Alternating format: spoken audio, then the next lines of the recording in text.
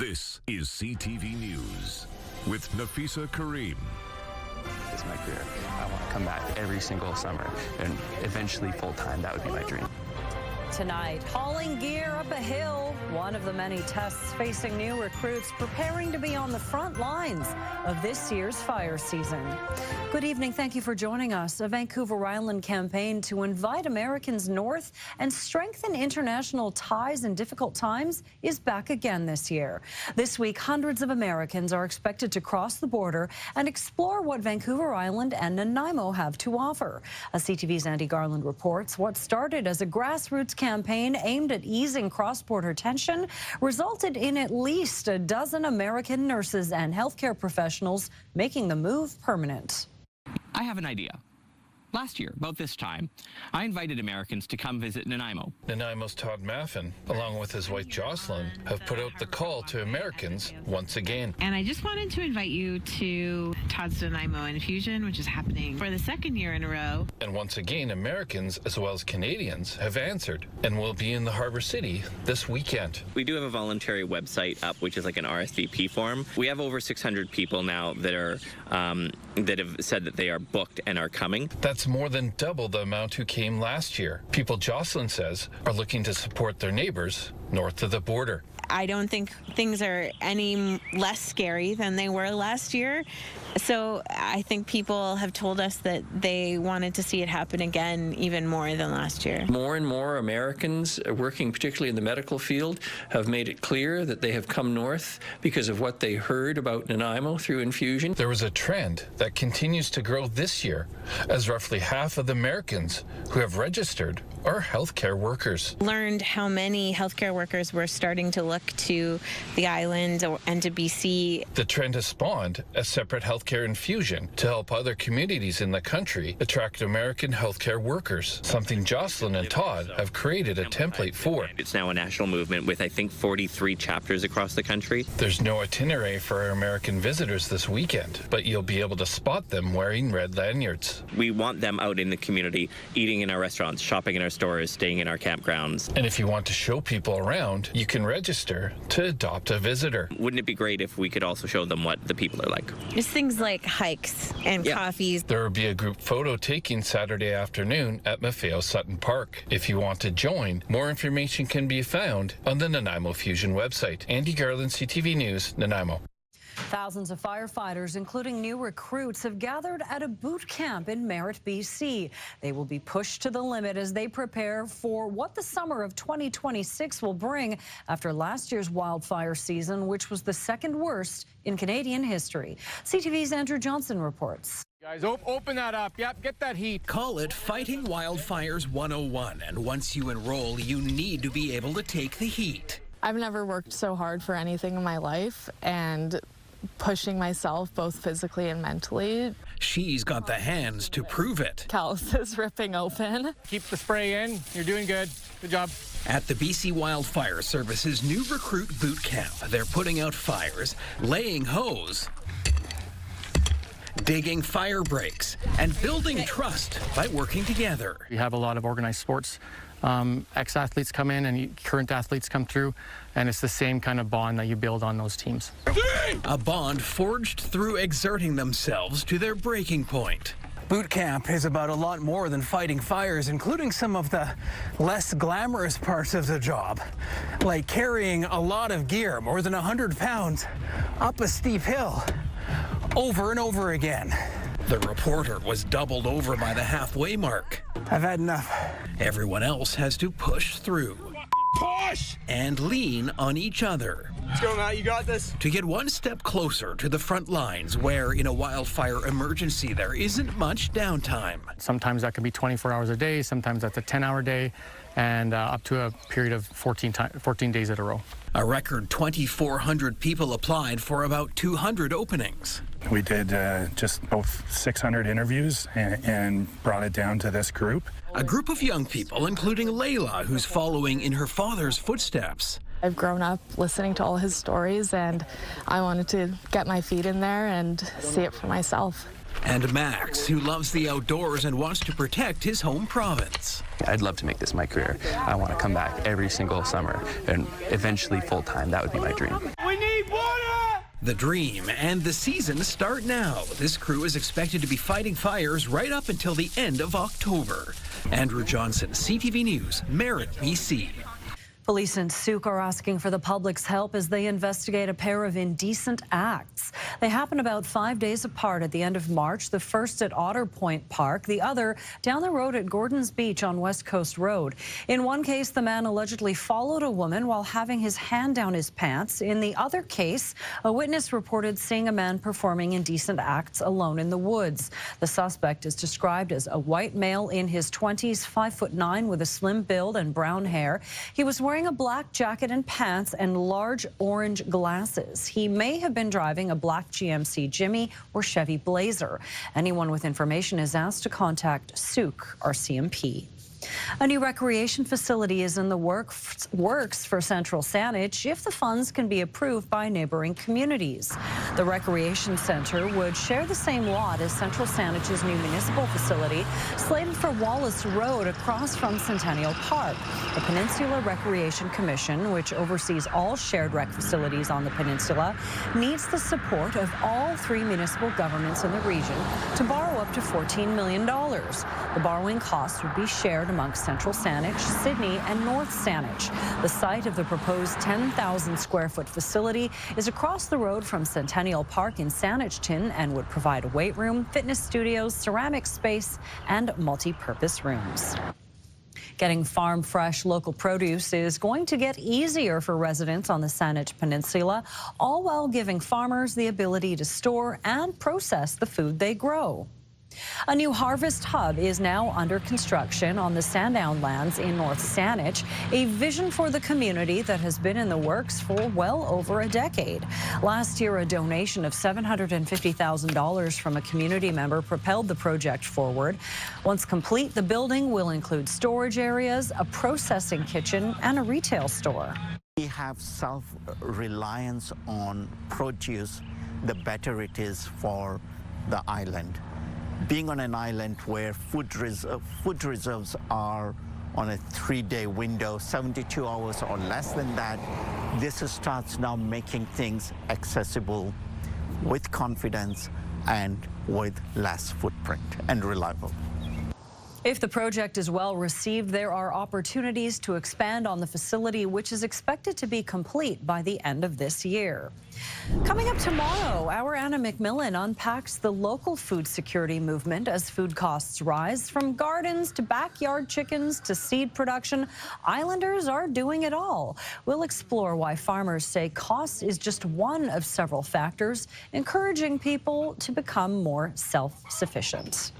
Tomorrow is Earth Day, and to celebrate, you can ride the bus for free in Greater Victoria. You'll be able to hop aboard any BC Transit or Handy Dart bus without paying a fare. Sit back, relax, and enjoy the view. Earth Day is all about making choices that reduce greenhouse gases and protect our environment. BC Transit is working through phase 1 of its electric bus project, which will see 125 electric buses deployed across 8 communities, including Nanaimo and Victoria. Is shrinking for the first time in generations, with new numbers showing a sharp drop.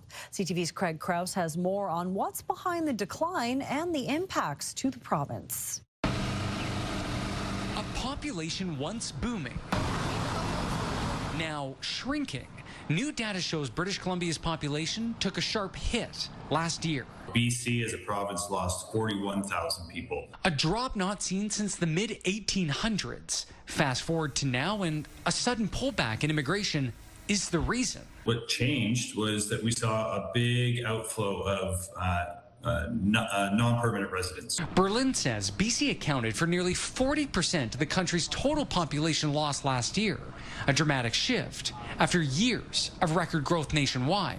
We're reducing the numbers of immigrants that will come to Canada for the next 3 years. A major change in tone back in 2024 when the former Prime Minister acknowledged his government made mistakes before leaving office months later. Those targets still stand, with Ottawa aiming to cut temporary residents to below 5% of the population by 2027. Well, we've had over 500,000 people come to British Columbia since 2020. And so we finally have some room to breathe. BC Jobs and Economic Growth Minister Ravi Kahlon says the shift could ease pressure on healthcare, education, and housing and help cool prices. But he says Ottawa and Victoria need to be aligned. We're not going to be able to continue to function as a province without some form of immigration, but it's critically important that it aligns with the social infrastructure that we have in our communities. But for some, the impact is already being felt. Some Vancouverites say they're unsure about their future in the city and in the province. Actually, I've considered moving to Saskatchewan. It feels like instead of living, I'm surviving, actually. I never thought of leaving it, though. Never thought of leaving BC. You just love it? I love it here. Yeah, it's home to me. Despite overall decline, BC still saw around 3,000 people move to the province interprovincially and through migration last year. Craig Crow, CTV News, Vancouver. Still ahead, new first-hand accounts of a mass shooting in Mexico. Some of the tourists started screaming, ducking, and running. What investigators are pointing to as a possible motive later on CTV News and streaming on Crave. Temperatures hit 15 degrees earlier in the day in Victoria. Cloudy, we've got some showers in the area. 13 currently. Should warm back up in the coming days, and the sun will be back. All those details after the break.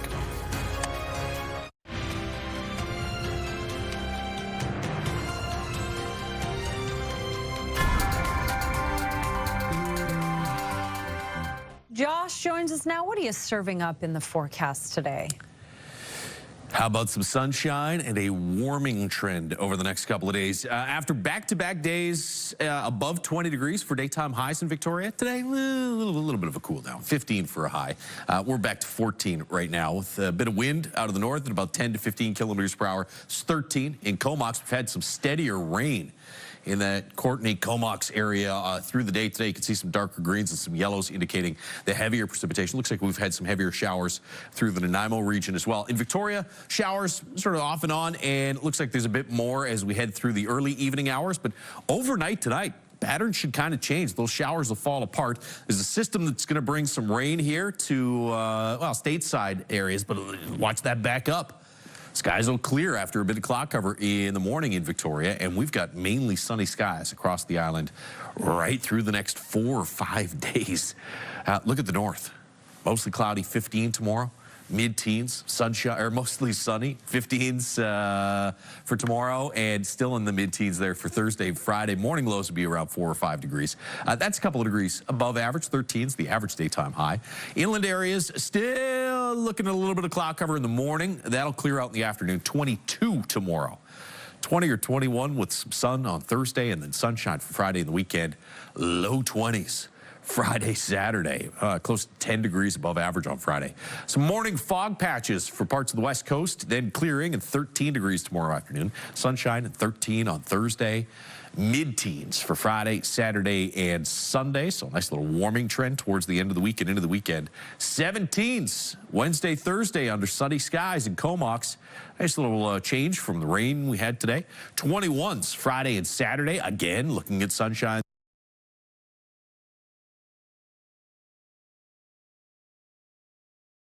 Apologies there. We've lost Josh's camera. We'll just move on with the show. With the World Cup countdown about to hit 50 days tomorrow, FIFA has announced one more round of ticket sales. FIFA's last-minute sales phase will go live tomorrow beginning at 8 a.m. local time. Tickets for all matches, including the 7 being held at BC Place, will be available on a first-come, first-served basis. Tickets will continue to be made available as part of this final phase until the end of the tournament. We have more insight today into the mass shooting yesterday at a popular tourist site near Mexico City. A gunman went on a rampage, killing a Canadian woman, wounding another Canadian and 12 other visitors. Authorities say the attack was not spontaneous. The shooter came prepared, and now there are videos circulating on social media. CTV's Adrian Gabriel reports. Gunshots can be heard piercing through the air. As screams echo from the base of the Teotihuacan pyramids as tourists run for cover. This all taking place at one of the most popular tourist destinations on the planet. The shooting was initially reported at 11:20 a.m. on Monday. This web camera recording of the historic site shows the first moments as visitors began to run for their lives. Let's go. A closer look shows the gunman pacing, holding the .38 caliber firearm he used to kill one Canadian. The deadly attack injuring at least 13 more, including a 29-year-old Canadian woman and a 6-year-old boy from Colombia. The Teotihuacan pyramids are located here, roughly 45 kilometers northeast of Mexico City, making it a popular day trip from Mexico's capital. The shooter has been identified as 27-year-old Julio Cesar Yasso of Mexico. Seen here carrying a backpack, Mexican authorities say inside they found pamphlets related to an infamous U.S. mass shooting. A shooting up here at Columbine High School. The Monday attack coinciding with the April 1999 anniversary of the Columbine High School massacre in Colorado, where 2 students opened fire, killing 13 classmates and 1 teacher. Today, Mexico's president shared her condolences with the family of the Canadian killed, as did Prime Minister Mark Carney. We're working with Mexican authorities on the situation, but it's a sad day. It's a day that many witnesses who survived are still coming to terms with. Some of the tourists started screaming, ducking, and running. While some ran, others jumped to a landing below, alongside the pyramid. We kind of try to hold on with our hands and kind of extend our full body length and then let ourselves drop from there. Following roughly 10 minutes of terror, the Mexican National Guard shot Ramirez in the leg as he climbed near the pyramid's peak. That's where he turned the weapon on himself and took his own life. With Mexico set to co-host the upcoming FIFA World Cup alongside the United States and Canada, there are now calls for tighter security measures in that country. Ottawa is calling on a prompt and thorough investigation. Adrian Gabriel, CTV News, Toronto. Is responding to a report indicating the federal government now favors a southern pipeline route through the province. Adrian Dix told reporters in Victoria today that a northern route is not realistic. He was reacting to a Globe and Mail story that Ottawa is now focused on a new southern pipeline to the port of Vancouver. Dix questioned the economics of building a new pipeline through BC, but seemed open to talks. We've been really clear on some of these issues, particularly as you'll note on the tanker ban. And if this report indicates federal government acceptance of that point of view, I think that's a good development. We support a pipeline. We do, and we support probably more than one pipeline. The fact of the matter is that I think British Columbia, I think Canada would be well served with a pipeline in British Columbia. In November, the Fed signed a memorandum of understanding with Alberta, which laid out the path for building a potential new pipeline through BC. Coming up, saving Bodhi. Adam finds out how the unexpected relationship between a man and a bulldog taught them both a lesson in loving unconditionally. Next on the Sawatsky Sign-Off.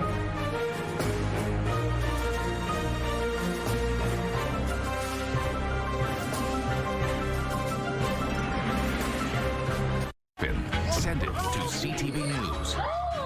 Text 10400 from your screen to ours. Text 10400.